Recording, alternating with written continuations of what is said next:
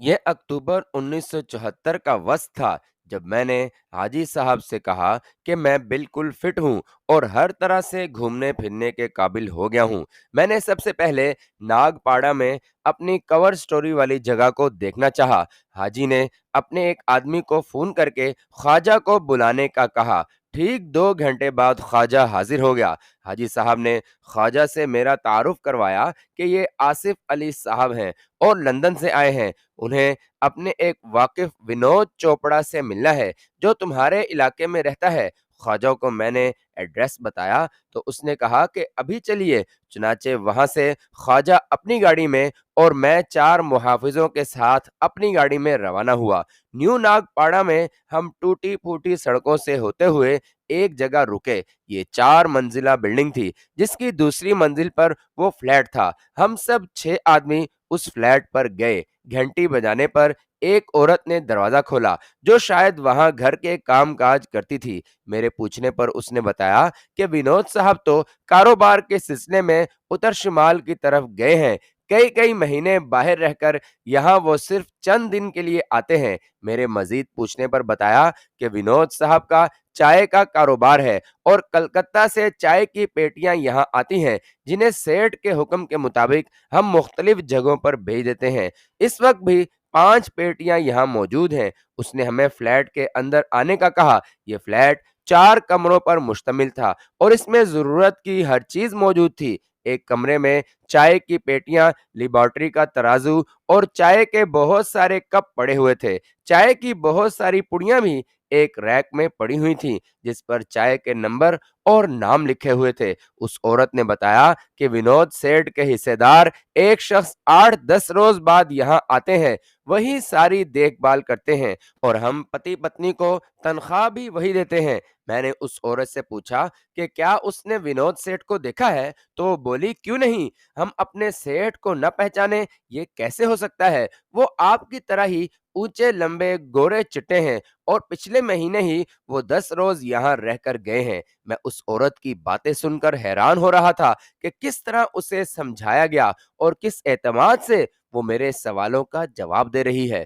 औरत की ये बात सुनकर कि जब उसने कहा कि विनोद का कोई हिस्सेदार यहाँ आता है तो फौरन मेरे जहन में आया कि जरूर हमारे ही महकमे का कोई ग्रुप यहाँ सरगर्म है और उसे इस मकान पर निगाह रखने का कहा गया होगा। मैंने उस औरत से कहा कि मैं तुम्हारे विनोद सेठ का दोस्त हूँ और लंदन से आया हूँ। मेरा नाम आसिफ अली है। जब तुम्हारे विनोद सेठ आए तो उन्हें मेरा नमस्कार कहना। ये कहकर मैंने उसे 200 रुपए दिए और हम वहां से वापस चल दिए। मेरे महकमे ने मेरे कवर के लिए वाकई बहुत पुख्ता इंतजाम किया हुआ था। गाड़ियों में बैठने से पहले ख्वाजा ने एक 6 मंजिला बिल्डिंग की तरफ इशारा करते हुए कहा कि वो मेरी डायमंड बिल्डिंग है। आप यहाँ तक आ गए हैं तो चाय पीकर जाएं। लेकिन मैंने शुक्रिया के साथ कहा कि फिर कभी सही और उससे हम रुखसत लेकर जो हो चले आए। मेरी गिरफ्तारी से लेकर बंबई आने तक मेरे घर से मेरा कोई राब्ता न था। बिल आखिर मैंने अपने लंदन के महकमे की मारिफत से खत लिखा जो मेरे घर पहुंचा दिया गया। फिर बंबई रहने तक ये सिलसिला जारी रहा। अगला दिन मैंने अपने मुतालिक मुकम्मल रिपोर्ट तैयार करते गुजार दिया क्योंकि जिस तरह हाजी को शुरू में शक हुआ था मेरा महकमा भी अभी इसी पोजीशन में था क्योंकि उनके जहन के मुताबिक डीएमआई की हिरासत से निकलना नामुमकिन था। 2-3 रोज के बाद मैं हाजी मस्तान से मिला तो उसके आदमियों ने बताया कि बरला हाउस में ऑल इंडियन मीरासियों का मजाहिया शो हो रहा है। चुनाचे हाजी के कहने पर वहां सबके टिकट्स ले लिए गए हैं। उस शो में मजाक में भी टारगेट पाकिस्तान को बनाया जा रहा था। मुझसे बर्दाश्त न हो सका तो मैं उठकर बाहर आ गया। हाजी भी बाहर आ गया। उसने पूछा कि नहीं बर्दाश्त हुआ। मैंने कहा कि नहीं, चंद गद्दारों की वजह से हम हारे हैं, वरना हम आज इंडिया को नाकों चने चबवा सकते हैं। हम 5 साथियों ने थोड़े ही अरसे में पूरे भारत को हिलाकर रख दिया था। तो अगर पाकिस्तान पूरी कुव्वत से इस तरफ मुतवज्जे हो जाए तो ये भारत भारत न रहे, कब्रिस्तान बन जाए। हाजी मस्तान भी उन मसखरों के इस लिचड़पन से गुस्से में आ चुका था। उसने मुझे रुखसत करते हुए कहा कि कल दोपहर का खाना हम इकट्ठे खाएंगे। दूसरे रोज 12:30 बजे जब मैं हाजी मस्तान के घर पहुंचा तो दलीप चड्ढा नामी मसखरा جس نے پاکستان کی تضحیک میں کوئی کسر نہ اٹھا رکھی تھی، ہاتھ پاؤں بندھا اور منہ میں کپڑا ٹھونسا قالین پر ہمارے سامنے پڑا تھا، اور اس کے چہرے سے معلوم ہوتا تھا کہ اس کی زبردست ٹھکائی کی جا چکی ہے۔ میرے آنے کی اطلاع ملتے ہی حاجی مستان ڈرائنگ روم میں آ گیا۔ اس کے 2-3 قریبی ساتھی وہاں پہلے ہی بیٹھے اس کا انتظار کر رہے تھے۔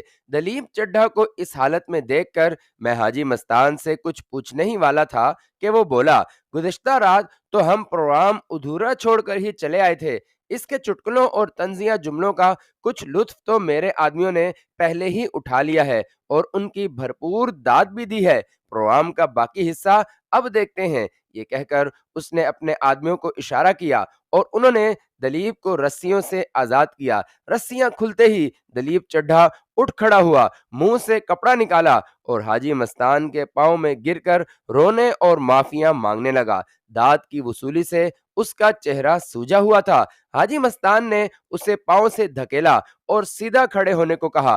اس نے ایک لمحے دیر نہیں لگائی، اس نے ہاتھ جوڑ رکھے تھے اور روتے ہوئے گڑ گڑا کر معافی مانگے جا رہا تھا۔ وہ حاجی مستان کو پہچان چکا تھا اور یقیناً اس کے ناراض ہونے کا انجام بھی جانتا تھا۔ میں نے اسے کہا، تو 2 کوڑی کا میراثی لوگوں کو ہنسانے کی کوشش میں یہ بھی بھول گیا کہ جس ملک کی تو تضحیک کر رہا تھا اس میں اب بھی اتنا دم خم ہے کہ بھارت کو ناکوں چنے چبھوا دے۔ تو یہ ہمیشہ یاد رکھنا اور اپنے ساتھیوں کو بھی بتا دینا کہ پاکستان کا بچہ بچہ سپاہی ہے اور وقت پڑنے پر اپنی جانیں دے کر اپنے وطن کی حفاظت کرنا بخوبی جانتا ہے۔ اب تو میں تمہیں بڑے سیٹ سے معافی لے دیتا ہوں، لیکن آئندہ اگر تمہاری زبان سے پاکستان کے خلاف ایک بھی لفظ نکلا تو تمہاری خیر نہیں۔ حاجی مستان کا بھی اسے کوئی سخت سزا دینے کا ارادہ نہیں تھا، اس لیے وہ اب تک زندہ ڈرائنگ روم میں موجود تھا، ورنہ اس کے کارندے شو ختم ہوتے ہی اس کا کام کر دیتے، اور میں بھی یہی چاہتا تھا۔ اس مسخرے کو اپنے بکواس کی کافی سزا مل چکی تھی۔ مسخرے میراثیوں کا تو یہ روزی کمانے کا دھندا ہے کہ دوسرے کو ہنسائیں۔ میں نے حاجی مستان کو مخاطب کرتے ہوئے کہا کہ اس کی باقی سزا یہ ہے کہ یہ ہمیں اب کھانے کے دوران ہندوؤں اور بھارت کے متعلق لطیفے سنائے۔ یہ سنتے ہی دلیپ میرے سامنے اکڑوں بیٹھ گیا اور کہنے لگا، سیٹھ، میں تو آپ کو ایسے لطیفے سناؤں گا کہ آپ کھانا بھول جائیں گے۔ قصہ کوتاہ ہم تقریباً 2 گھنٹے اس کے 20 لطیفوں سے محظوظ ہوئے۔ اس کا سنایا ہوا صرف ایک لطیفہ پیش خدمت ہے۔ بھارتی فوج کے بہادری کے تمغے اشوک چکر، بھارت چکر، ویر چکر اور مہاویر چکر وغیرہ ہے۔ 65 کی جنگ میں بھارتی افواج کی اعلیٰ کارکردگی دیکھتے ہوئے بھارتی حکومت نے ایک نیا تمغہ اپنی بہادر فوج کے لیے بنوایا جس کا نام رفو چکر رکھا گیا۔ کھانے کے بعد حاجی مستان نے اسے 1000 روپیہ انعام دیا اور اس کے آدمی اس کی آنکھوں پر پٹی باندھ کر اسے میلوں دور باندرا کے قریب چھوڑ آئے۔ میں نے ایک بات خاص طور پر نوٹ کی کہ حاجی بات کرتے کرتے کہیں کھو سا جاتا ہے۔ میں نے اس سے ایک دن اس کی وجہ پوچھی۔ پہلے تو وہ چپ رہا، بعد میں اس نے بتایا کہ میرا اسمگلنگ کا کاروبار ہے، میرے بے شمار آدمی ہیں جو میرے لیے کام کرتے ہیں، اس کے علاوہ غیر مسلم اسمگلر بھی ہیں جو میرے لیے کام کرتے ہیں، اور جو میرے لیے کام نہیں کرنا چاہتے وہ مجھے ہر ماہ حصہ دیتے ہیں، کیونکہ یہی اسمگلنگ کا اصول ہے۔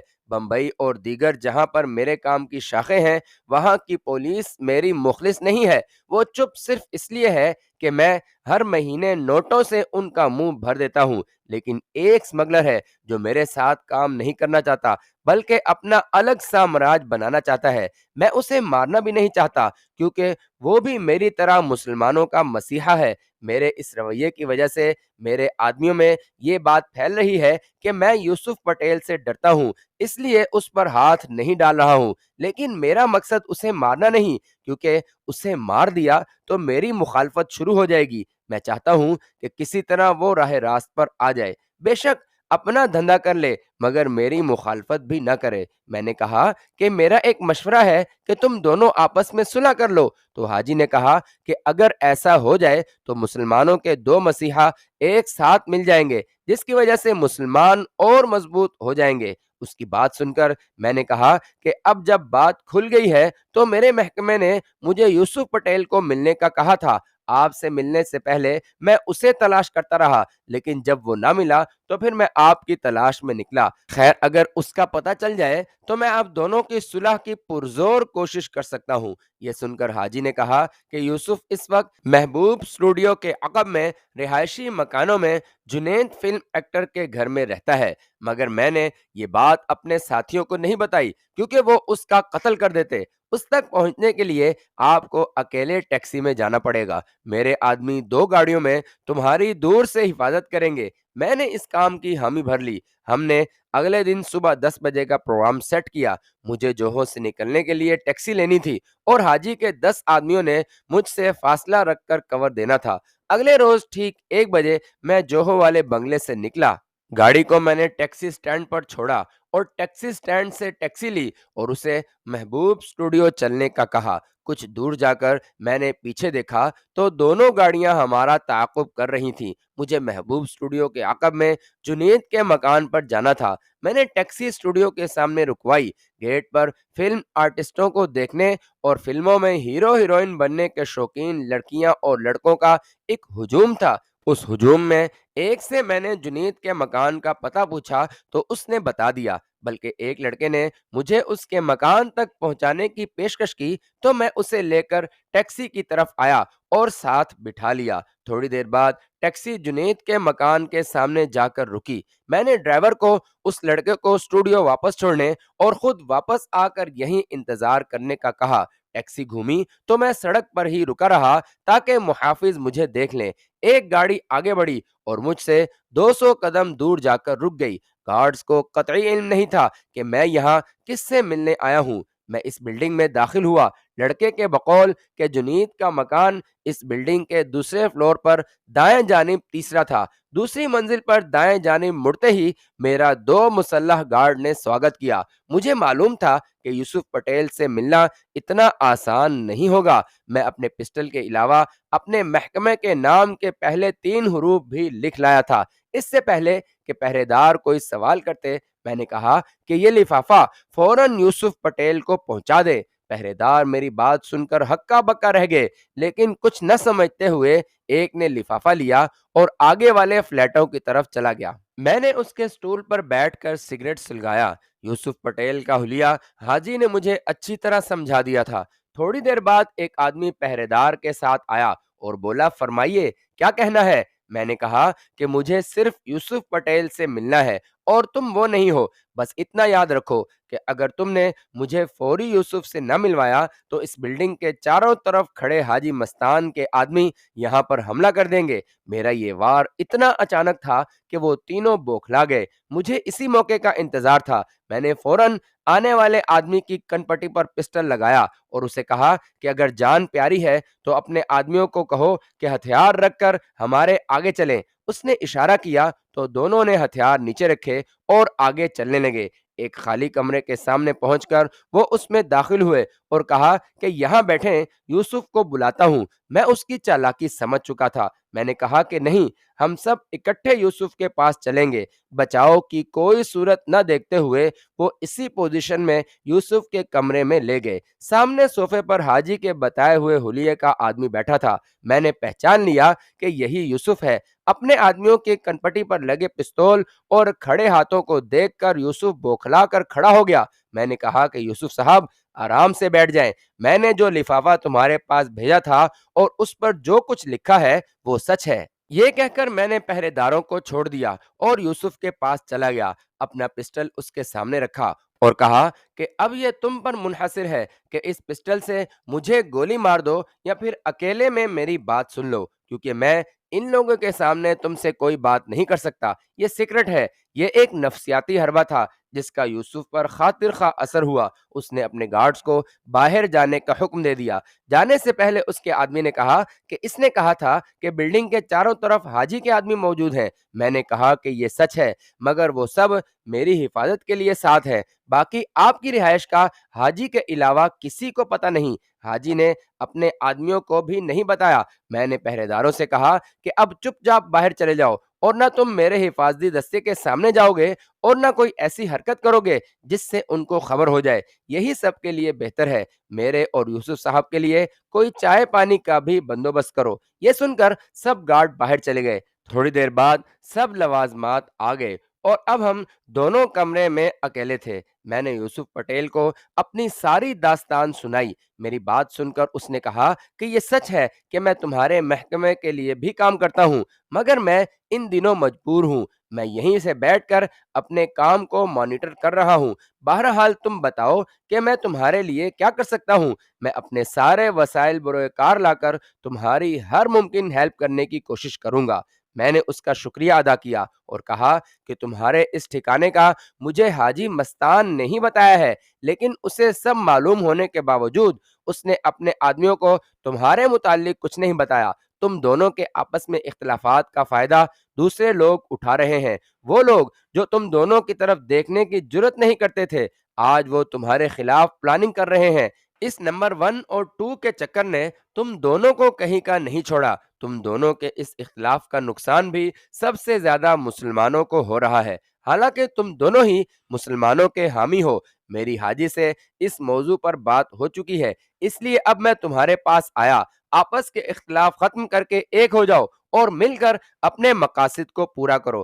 کئی گھنٹوں کی اس طویل بات چیت کے بعد آخر یوسف پٹیل میری بات پر رضامند ہو گیا اور میں نے اسے کہا کہ کل ٹھیک 4:30 بجے اپنے کارندوں سے اپنی حفاظت کی مکمل تسلی کر کے حاجی علی کے دربار پر پہنچ جائے اور حاجی کو وہاں اسی ٹائم لانے کی ذمہ داری میں نے اٹھا لی۔ میرے منصوبے کے مطابق دونوں نے اپنے گارڈز کے بغیر رات حاجی علی کے دربار پر گزارنی تھی۔ مجھے یقین تھا کہ دونوں کے اختلاف ختم کرنے کی میری کوشش لازمی کامیاب ہوگی۔ یوسف پٹیل سے مکمل تسلی کے بعد میں وہاں سے رخصت ہوا اور سیدھا حاجی مستان کے پاس پہنچ گیا اور اسے ساری کاروائی بتائی اور کہا کہ اس کی اجازت کے بغیر ہی میں نے دونوں کی ملاقات کا ٹائم سیٹ کر دیا ہے۔ حاجی راضی ہو گیا۔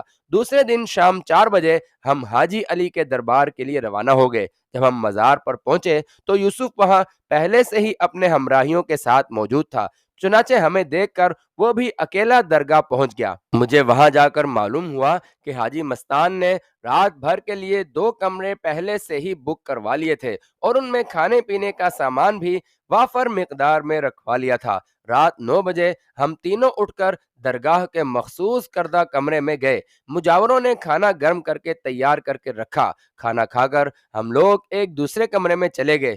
تھوڑی دیر بعد میری طرف سے گفتگو کا آغاز ہوا اور دونوں کی بات چیت شروع کروا دی۔ پھر وہ دونوں آپس میں ڈائریکٹ بات کرنے لگے۔ میرے سمجھنے کی خاطر دونوں نے گجراتی کے بجائے ساری بات چیت اردو میں کی۔ دونوں نے پہلے ایک دوسرے کی زیادتیاں بیان کی، پھر شکوے شکایتیں شروع ہو گئیں، پھر ان دونوں کی طرف سے ان کے ساتھیوں کی گئی غلط باتیں جو کہ شروع سے ہی موجود نہ تھیں وہ ہوئیں، پھر دھندے کی باتیں شروع ہوئیں، پھر مسلمانوں کے لیے کی گئی خدمات کی باتیں ہوتی رہیں۔ میں بیچ میں کبھی کبھی بول دیا کرتا تھا، ورنہ میں نے یہ کوشش کی کہ دونوں کے دلوں میں جو غبار ہے وہ صاف ہو جائے۔ غرض کہ صبح تک دونوں کے درمیان اپنے اپنے دھندوں کے لیے علاقوں کی تقسیم پر رضامندی ہو گئی، اور دوسرا یہ کہ وہ ایک دوسرے کے دھندے میں دخل اندازی نہیں کریں گے۔ اپنے گروپوں سے وہ آدمی جن کی باتوں کی وجہ سے غلط فہمیاں دشمنی کی نوبت لے آئی تھیں، یا تو وہ غدار تھے یا دونوں کو اکٹھا دیکھنا پسند نہیں کرتے تھے،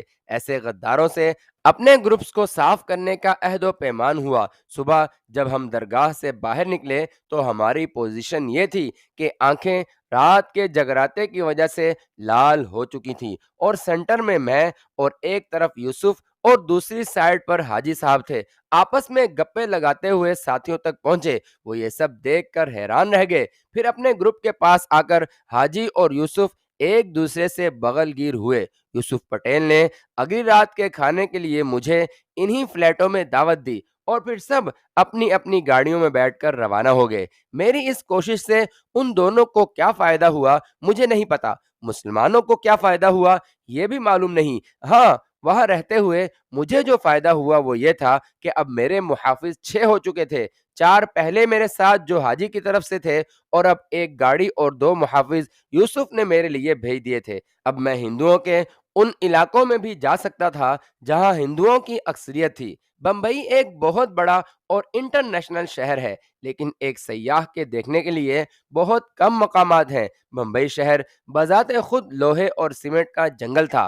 بحیثیت پاکستانی، میرے لیے بمبئی کی فلم انڈسٹری اہمیت کی حامل تھی، لہٰذا یوسف اور حاجی کے تعاون سے میرا دلیپ کمار، نرگس اور سنیل دت سے ملنے کا پروگرام طے ہوا۔ سب سے پہلے دلیپ کمار کے ساتھ ملاقات کا ٹائم فکس کیا گیا۔ دلیپ کمار کی رہائش پہاڑی کے دو ہموار تختوں پر، دو حصوں پر مشتمل ایک بہت بڑے بنگلے 21 پالی بل میں تھی۔ سپہر 4 بجے ملاقات کا ٹائم تھا۔ کوٹھی کے بڑے دروازے پر موجود گارڈز نے اندر ہمارے آنے کی اطلاع دی۔ دلیپ کمار کے چھوٹے بھائی نے ہمیں گیٹ سے ریسیو کیا اور ڈرائنگ روم میں بٹھایا۔ تھوڑی دیر بعد سیڑھیاں اترتے ہوئے سفید پینٹ شرٹ میں ملبوس، پاؤں میں سلیپر پہنے نیچے اترتی سیڑھیوں پر دلیپ کمار نظر آئے۔ وہ سفید پینٹ قمیض اور پاؤں میں چپل پہنے ہوئے تھے۔ مجھے ایسی بے تکلفی سے ملے جیسے برسوں کی شناسائی ہو۔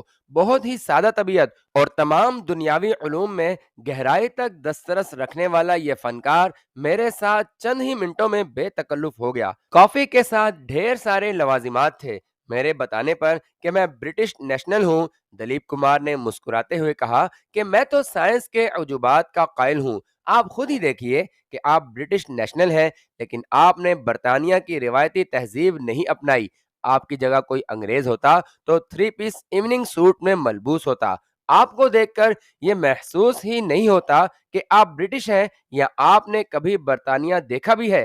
اس کی ذو معنیین بات اور مسکراہٹ سے ظاہر تھا کہ حاجی مستان نے شاید اسے میری اصلیت بتا دی ہے۔ میں اسے سمجھنے کی کوشش میں ہی تھا کہ دلیپ کمار نے مجھ پر دوسرا حملہ کیا۔ میرے سارے دوست مجھے یوسف لالا کہتے ہیں، آپ بھی مجھے اس نام سے مخاطب کر سکتے ہیں۔